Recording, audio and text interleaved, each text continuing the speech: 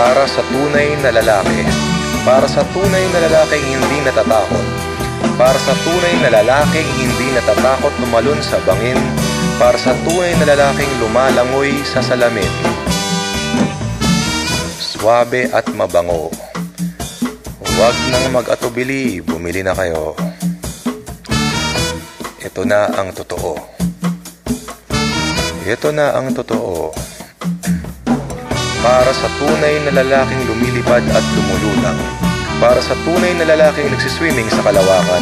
Para sa tunay na lalaking kumakanta at niroromansa ang buwan. Para sa tunay na lalaking kumakain ng buwan. Suwabe at mabango. Wag nang mag-atubili, bumili na kayo. Ito na ang totoo. Ito na ang totoo dahil ito na ang Astro Cigarettes.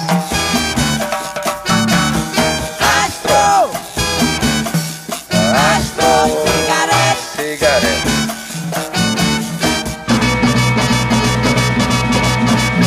Pagkatapos mong kumain, magyosi ka. Pagkatapos mong magyosi, matulog ka. Mahimbing ka, managinip ka, mangarap ka, lumipad ka. Kagabi, napanood ko sa TV ang aking paboritong artista, ang idol ko. Sabi niya sa akin, bumili ka ng Astro Cigarettes. Nagbebenta siya ng ilusyon, nagbebenta siya ng panaginip, nagbebenta siya ng pangako. Pangakong lumulutang na parang usok na galing sa isang malupit at mabango at swabing-swabe na umaapoy na Astro Cigarettes. Swabe at mabango. Huwag nang mag-atubili, bumili na kayo. Bumili na kayo. Ito na ang totoo. Ito na ang totoo. Isang araw sa isang palengke sa Dumaguete, nakakita ako ng Astro Cigarettes. Bumili ako ng isang pakete, sumakay ng tricycle papunta sa buwan. At nagsindi, nag-relax, nag-enjoy. Hinitit ang isang buong pakete, binuksan ang mata at nag-dancing-dancing sa ibabaw ng mga planeta. Swabe at mabango. Huwag nang mag-atubili, bumili na kayo. Ito na ang totoo. Ito na ang totoo. Ito na. Mukhang malaki-laki yung kinita natin ngayon, ah. Taba nung pitahan nilo ko, daming laman.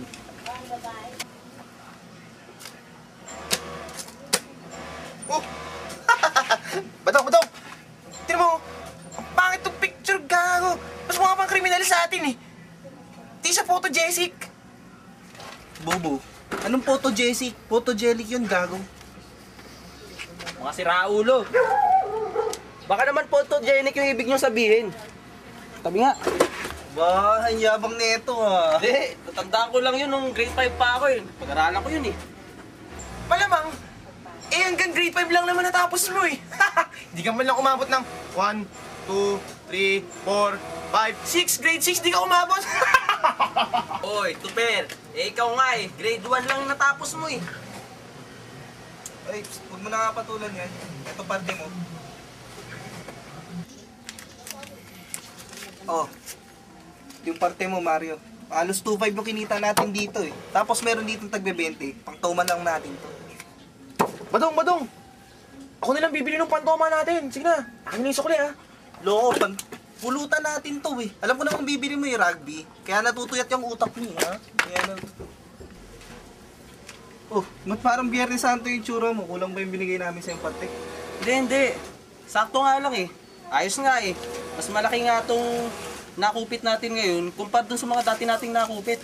Oh, yun naman pala eh. Ba't ganyan yung tsura mo? Nako, Mario, kung sabihin napigong ka sa ginawa ko kanina, joke lang yun, pare. Joke lang. Tado, tumigil ka nga. Papaisip lang kasi ako. Pare, pagbasan yan. Dong, hindi ka ba napapagod? Ibig sabihin, sa ginagawa natin, hanggang dito na lang ba tayo? Ha? Ano naman pinagsasabi mo? Alam mo, gin lang yan, pare. Kaya ikaw, bumili ka na kalaling maming para maimas-masan tong si ano. Hindi. Kasi, papaisip lang ako. Patuloy na lang ba tayo sa ganito, sa mga ginagawa natin? Itong pangungupit. Parang, bagong buhay na lang kaya tayo. Malamang, Mario. Magugutom yung pamilya mo pag di ka nag-racket ng ganyan.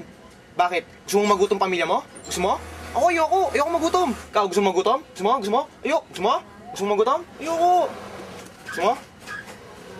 Stoy, tumigil ka muna rito. Hindi ka muna, bumalik ka.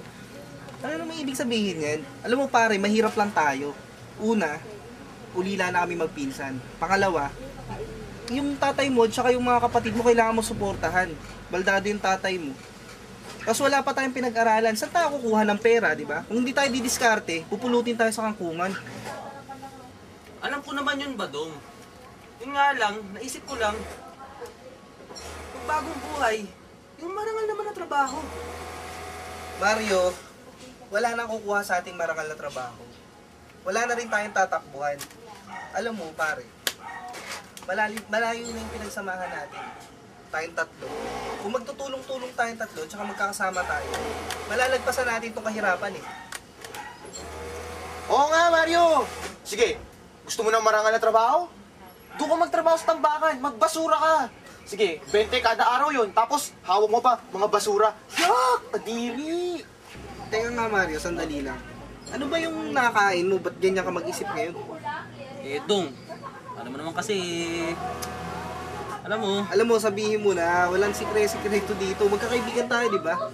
kasi ganito yun. Kaya ako napapaisip na, alam mo yun, yung bagong buhay na ganyan. Nagsisimba na ako mga tol eh. Oh? Ulol mo, Mario! Ikaw nagsisimba? Lokoy mo, nanay mo! Patay na yun, di ba?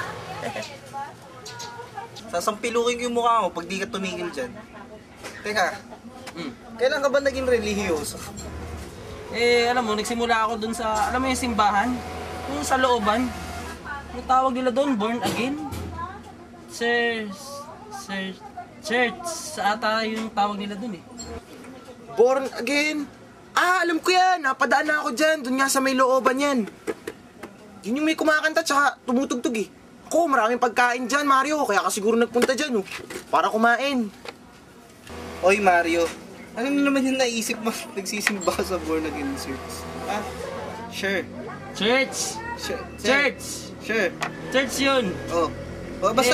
Sa katunayan, nahikayat lang ako dun. Tapos nung nakapasok ako sa loob, nagustuhan ko yung mga turo nila. Kaya yun, napaisip akong bagong buhay na lang. Yun lang ba yun? Hindi. Yun lang. Hindi.